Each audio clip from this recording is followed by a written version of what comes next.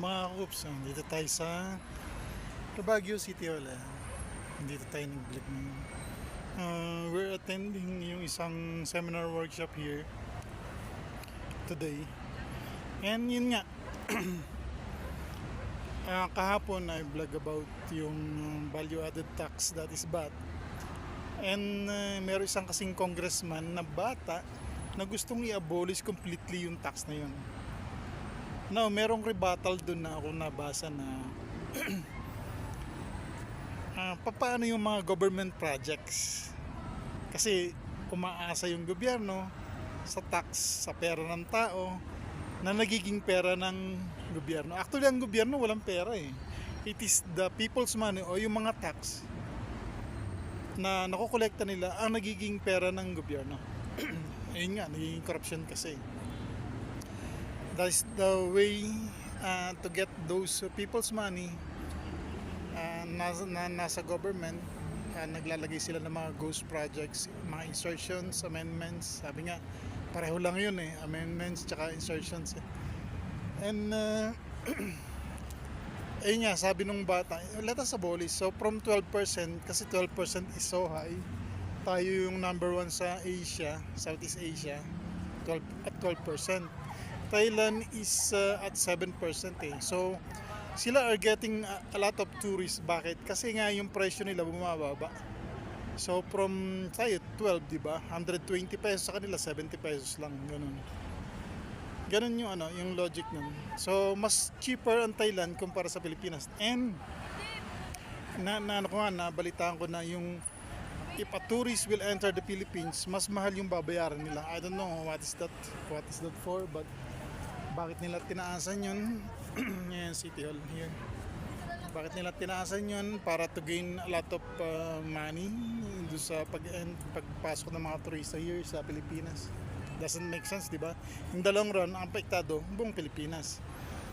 Yun eh, marami tayong mga galing na mambabatas, but naaabuso nila yung pondo ng bayan. Yan. So, value added tax is one tax. Nag-search ako kagabi. And I find out, ginugol ko, 11 pala yung tax na ginagamit dito sa Pilipinas. Pero pa yung sin tax at saka yung IBAT, extended value added tax ba yun? Basta IBAT. So, dalawa pa yun. So, 13 in all. Ang dami, di ba? So, ikaw, kung retired ka na, senior ka na, you're not paying tax kasi hindi ka naman nagtatrabaho na. But if you eat sa mga fast food chains na merong goods and services, may tax yan. May binili ka sa supermarket, may tax yun. So, continuous pa rin. Maski na retired ka na, wala ka ng trabaho, nagbabayad ka pa rin ng tax, which is nakakalungkot nga. And this young guy, kung bakit naisipan niyang tanggalin yung totally tatanggalin niya yung VAT. To me, it is everybody's gain yun. Bakit ka mo? Ilang million ba population ng Pilipinas? 100 plus million? So lahat yun makikinabang. Di ba? Tapos ang government naman hindi sila transparent sa kung gaano kalaking tax yung pumapasok sa kaban ng bayan. Especially yung VAT. Kasi once you eat sa isang fast food chain, for sure nandoon yung VAT. So may tax kang binabayaran. So yung 100 mo plus 12%. Ganun. So 112 bali yung babayaran mo na doon sa binili mo na pagkain. Eh senior citizen, siyempre may discount kami 20%. But still, meron pa rin yung tax eh. Nandiyan pa rin yung tax eh. Ilan lang naman yung senior na kumakain na sa fast food chain. Bihira na. Kasi nga yung iba nag-iingat na. And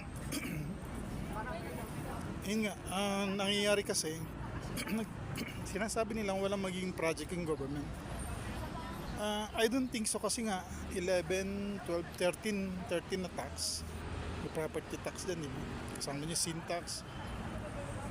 So once you buy goods, meron mga tax na nakakaribat. So meron pa rin silang makukolekta na tax ng pera ng taong bayan. Now, nagtataka ako, wala daw naging projects. Ang ginagawa ng gobyerno ngayon is nangungutang. Recently, kita ko si Sa World Bank mangungutang. Ilang billions of dollars yung grabe. Diba? So nakakalungkot kasi yung mga mambabatas natin are just there para ano yung batas naman ginagawa nila yung iba wala naman eh. Oh, yung katulad nung flood control nawala na, sinarado nila yung hearing. Bakit ganun? So waste of time. Inumpisa nila kumasos ang gobyerno with all those things, tapos hihinto nilang bigla. Ano yun, diba? It doesn't make sense. So yun nga, value added tax kung tatanggalin, well and good, kasi maraming mabibiyaan, maraming makikinabang, kasi maraming matitipid ang mga mamayan. Say sa fast food chain na lang, kung kumain ka 3 times a week, so that is 36%.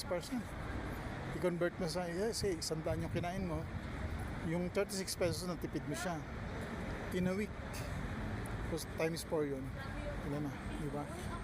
In a year, magkano yun? So that is the financial freedom na magagawa mo. Magkakaroon ka ng purchasing power mas malakas.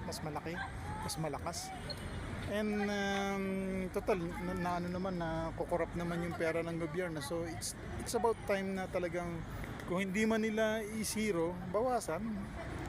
I-level na lang sa Thailand na 7%, di ba?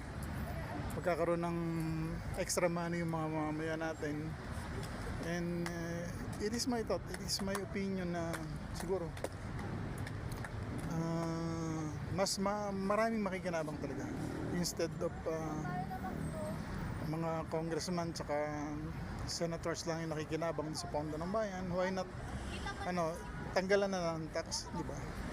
Magbawas na lang ng tax, or katulad nga nung ni congressman from Cavite, gusto niya ma-abolish talaga yung VAT na yan. Ilang mo nakakups. Isa.